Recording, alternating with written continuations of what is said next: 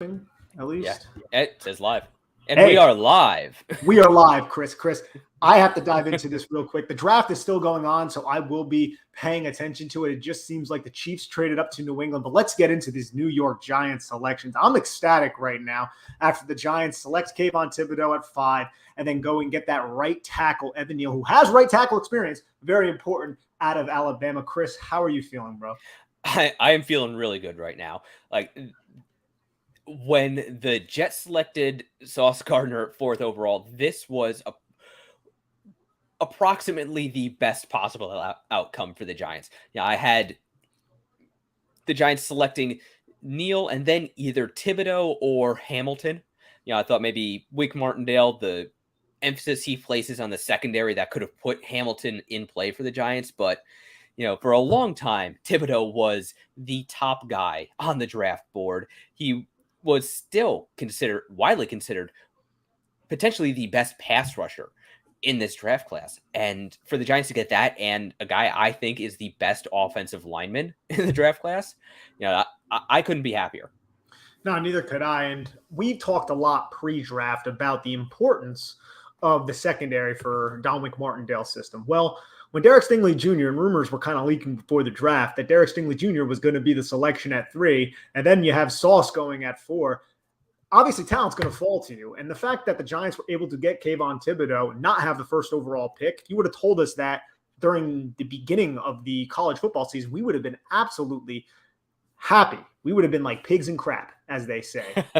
And the Giants end up getting Kayvon. They don't trade back, but they get Evan Neal as well. And I'm happy about this, man, because yes, Wink Martindale's system schemes up pressure, right? But that doesn't mean you don't want good football players either. People who can win one-on-one, people who can win the matchups that they need to, people who can set a firm edge, which is something that I feel like Azeez Ojulari struggled with a little bit last year. His run defense wasn't excellent. He wasn't, O'Shane Ximenez in terms of being a run defender, but he wasn't really that great at it. Kayvon Thibodeaux, bro, he sinks his weight, he locks out, he plays peekaboo, looks around, blocks, and then he's able to shed violently with those strong hands. And honestly, when I saw his arm length, I think it was in like 33 inches around there, I was a little shocked. I thought it was even longer than that because that's just how good he is at sinking his weight and locking these offensive tackles out and keeping his own chest clean. Yeah, absolutely. He is a really polished technician. Like there's obviously things he can improve on, but he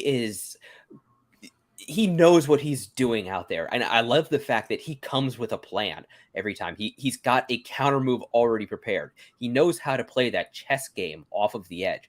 And when you combine that with the first step that he has, that explosive get off, I'd like to see him use it more often. And I think that will come, especially with the coaching he is going to get with the Giants now. Like the Giants have a really good defensive line coach there. I mean, the dude developed Danielle Hunter into a monster. So, I'm excited to see what he can do with Kayvon Thibodeaux. And, I am a guy where it was a mental adjustment for me when the Giants hired Wink. Like, I really like what he is able to do, what he had done in Baltimore. But, I'm a defensive line guy. I love seeing pass rushers get after the quarterback. And now having Thibodeaux, having Azeez Ojulari, having Quincy Roche, having Ellerson Smith, who, we didn't get to see a whole hell of a lot of, but I think he's got a ton of upside. And who knows? We could see O'Shane Ximenez. We could see Carter Coughlin even. The Giants might look at him and maybe look at him as a poor man's version of Micah Parsons. I also think, man, just having Thibodeaux, he's somebody you can do so many different things with because, like I said, he can win in the run defense phase. He's a really good pass rusher with arguably the best first step in this class. I think maybe Arnold Ebiketie or Boye Mafe, when everything's clicking, they can kind of be in that argument. You think that's fair? Yeah, I think that is fair. There are a bunch of guys who have really good first steps in this class, a bunch of really good jumping metrics, a bunch of really good 10-yard splits, but Thibodeaux, he is absolutely sudden. When he pins his ears back and goes, there aren't many guys who can keep up with him. Yeah, the first step, it's great by Kayvon Thibodeaux. And another thing that I love about him, you can drop him into coverage, which is important because Wink Martindale's scheme, it's predicated on deception as well. So I think that's a huge part of this. And also, I think in 2021, you started seeing Kayvon Thibodeaux try different things. and kind of show that he has a pass rush plan. But I don't think it was always consistent in terms of him getting to his second move a lot, because he was trying to hit with power, land both his hands on the chest. And sometimes you never really see him go to that second counter move or that secondary move all too often. And I feel like once that gets developed, you're talking about a whole nother level of a pass rusher right there. And I think it's still like a lot of room for development in that area. But I remember this one play, I don't think it was against UCLA, but it was in 2021 where he flashed a like coffee house fake spin move. And you could just tell he was thinking, because he was setting up the pass rush so many different times throughout the game to get the tackle to think one way. And then once he had that tackle baited, he hit him with something totally different. You could tell that he's thinking about his plan in his mind. It's just not all there yet. But once he's able to conceptualize that and then apply it on the football field, how high is the kid's upside? Absolutely sky high. Like, you look at him, I just had to look it up. He had a 1.56 10-yard split. That is absurd. You combine that with a 4.34 short shuttle, just under 10-foot broad jump at his size. Yeah, that is an incredibly explosive athlete.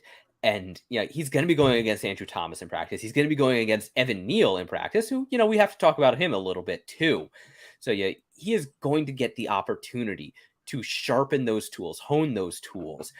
And once he puts it all together and gets so he is playing fast every rep and isn't thinking quite as much, he could be special. I tweeted this out just after he was drafted, especially as he was coming up on stage.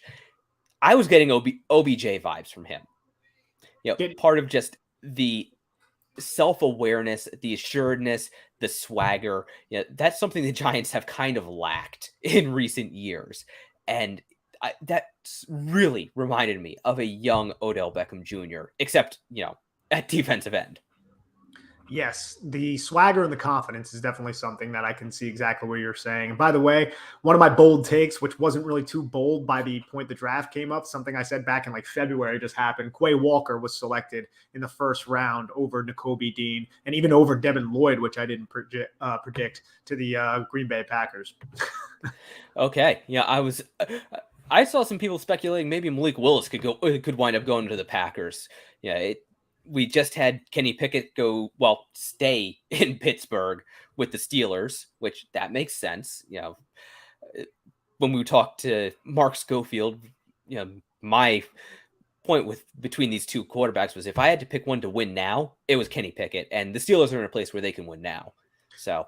Yeah, they are. And speaking of winning now, I think the Giants are in a much better position today or right now as you're listening to this than they were even just mere hours ago before recording this, when now that the Giants got KT and they have Evan Neal. So they addressed the tackle position. And I believe I tweeted something out where the tackles that the Giants have drafted throughout the history, they've only taken, I think, like 5 since like the 70s in the first round. And it includes obviously Andrew Thomas, Eric Flowers. We go back a little bit before that with Luke Pettigrew, and I think it was 1998 or something like that. So now they have 2 of these first-round tackles, both within 3 years. They're starting with 3 years in their career. I'm happy about this, man. And Evan Neal, he's not perfect. I still think there are balance issues, specifically when he's moving laterally attached to blocks, specifically in the run game. But you're talking about a 6'7" incredible athlete who's very, very, very good in pass protection. Excellent with his hand usage, can handle counter moves, is smart, and he's played 3 different positions. I'm very, very pleased that the Giants addressed this right tackle position, and now they have Evan Neal and Andrew Thomas to protect whoever the quarterback is going forward in the future. Yeah, I saw that too with his run blocking laterally, going towards the B gap. Yeah, I noticed he would kind of let his knees straighten, let his hips get a little bit high, kind of lunge that way. And that's something he needs to clean up. For him, leverage is always going to be a little bit of an issue just because he is so freaking tall. He's 6'7.5" tall. That is a big dude. But he carries his weight at almost 340 pounds so incredibly well.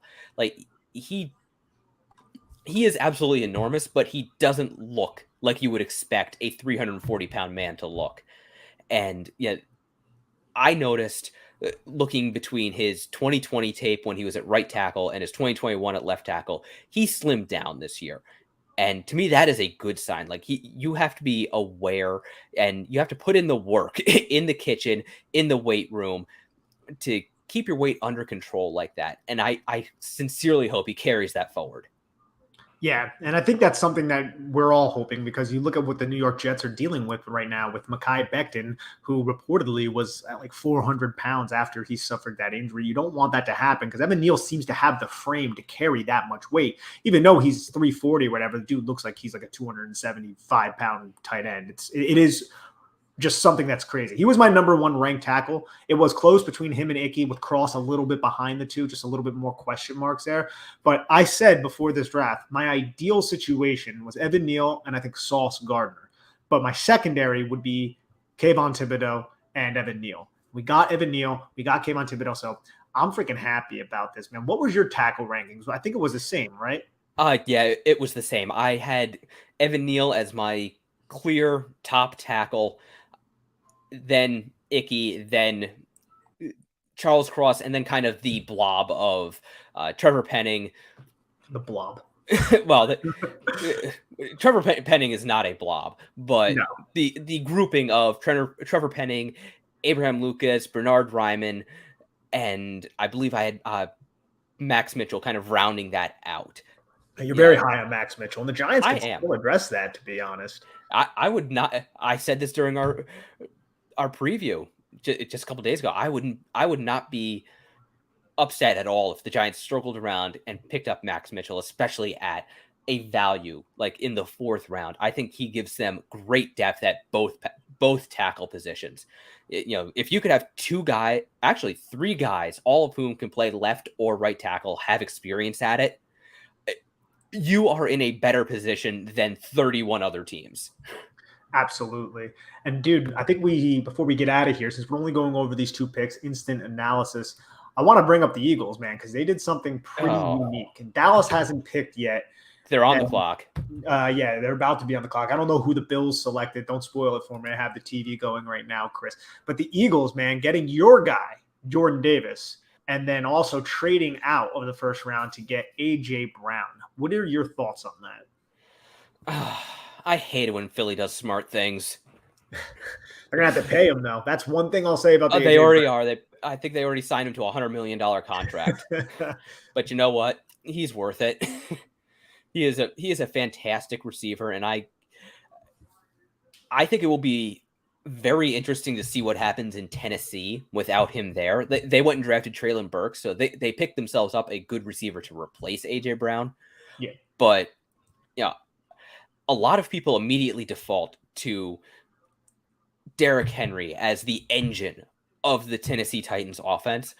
But you go back and look, their offense didn't get to be really dangerous and really consistent until, Khairi Elam to the Bills. Okay, so they jumped Dallas for that, which I find to be very interesting, because Dallas wasn't necessarily linked to the cornerbacks. So that's something specific, because the Bills, they jumped them for a reason and gave up, I think, a 4th round pick or whatever it was. Because I'm thinking Dallas, they're probably going to address the offensive line, maybe Treylon Burks, but both those top offensive linemen that I believe would be around were not, and neither was Treylon Burks. Yeah, I don't know what Dallas is going to do here. I mean, it looks like Jermaine Johnson is still on the board. I'm guessing the advanced analytics on Jermaine Johnson's ability to get pressure weren't all that favorable to him. Granted, his finishing, once he has pressure, was elite, because he converted like some astronomical number of his pressures into sacks, which, is definitely ideal. But the fact that he's also 23 years old, I mean, dude, have him keep falling. I would double up on edge if that dude was available at 36. Obviously, doubt he will. Absolutely. Yeah, we were all talking about him being a potential top 10 pick. But okay, to circle back to Philly, I really credit Ryan Tannehill and A.J. Brown for unlocking Derrick Henry and that Titans offense. So now you get A.J. Brown, who is a super physical wide receiver. He is a deep threat. He can knock your helmet sideways. And you pair him with Devonta Smith and the rest of that Philly running game. Yeah, they're going to have an offense you have to respect. Yeah. And then Jordan Davis, who is going to be lining up next to Fletcher Cox, who's going to be between Hassan Reddick and Josh Sweat. That is an annoyingly good defensive line. They've got athletes across the board. They've got technicians across the board. And when you get a good offense and a good, dangerous pass rush, like I said, I hate it when Philly does smart things. They got Milton Williams, who they drafted, who was like an incredible athlete as well. They drafted him last year on day 2. It sucks, but I'm not going to lie. It doesn't take any wind out of my sails. Nope. I'm very, very happy with what the New York Giants did to address their team, to upgrade their edge position, something that we have been talking about forever. And the last time the Giants drafted an edge in the first round was JPP in 2010. And I appreciate the fact that they selected Azeez Ojulari in the second round last year, but still, they need an upgrade. They need Quincy Roche to be just another situational type of pass rusher on this team. And I also think Thibodeaux can play some Sam for you, which is really important to Wink Martindale's defense. You probably want him to be rushing the passer a little bit more, but like I said earlier, he can drop into coverage. You got the offensive lineman. Let's go. Let's roll into day 2. I feel like we're in a really good position of 3 picks on day 2. Start at 36, and we'll see who's going to be available once the first round wraps up. Yeah, absolutely. Like I tweeted out earlier before, I am very happy right now. The Giants got my top offensive lineman in the whole draft. They got a guy who could be the best pass rusher to come out of this draft. And I got tickets to go see Hailstorm this summer. So, this has been a good night for me. I poured myself a little Angels envy. I'm not drinking it on camera because Ed would like us to be professional-ish. This is soda. This is not whiskey over here. So, yeah, that's what we're rolling with. And I have no idea what a hailstorm is. I mean, isn't that something that's like not desirable, like a weather thing? I live in Arizona. I don't know. No, the band Hailstorm. That's okay. Yeah, I have no idea who they are. But anyway, if you like good American rock, check them out. Sounds good. But yeah, I think that's all we have for everyone tonight. So I don't have any comments or the questions. I don't think I have access to that, which is unfortunate. But hey, Evan Neal, Kayvon Thibodeaux, love it. Chris, any parting thoughts? Nope, not right now. Just kind of waiting to see what Dallas is going to do. Yeah, same here. They are on the clock, and they seem to have been there for a while. So it looks like maybe Buffalo jumping them gave Dallas some decisions to make. Yeah, I almost don't want to roll out of here before we get to see that and react to it. So let's see that and let's react to it. Come on, Jerry, move faster. I know. You want to react to Washington? Oh, Jahan Dotson and Terry McLaurin. Love Jahan Dotson, one of my favorite wide receivers in this draft class, man. Such a good route runner. We waxed poetic about him on the wide receiver show that we did about 2 weeks ago, and now he's in our division. And to pair him with Terry McLaurin, who is also a very good route runner out of the Big Ten, it's kind of scary for our defensive backs. It absolutely is. Two guys who are great route runners, great hands, great athletes, just all around. Yeah. Jahan Dotson, he can beat you deep. He can take a short pass to the house, and we know what kind of monster McLaurin is, when he is on. And they got Carson Wentz, which, when he's healthy, he's still a pretty good quarterback. Of Chris, course. Has anybody ever told you kind of look like Carson Wentz? No, but No. I'm also not 6'5". It's okay. It's just the red beard, I think. That happens. At least I'm not getting Andy Dalton. Oh yeah, that's the worst for you. Okay. Dallas pick is in. Let's do this. Okay, we're gonna wait and we're gonna see this. We're gonna react.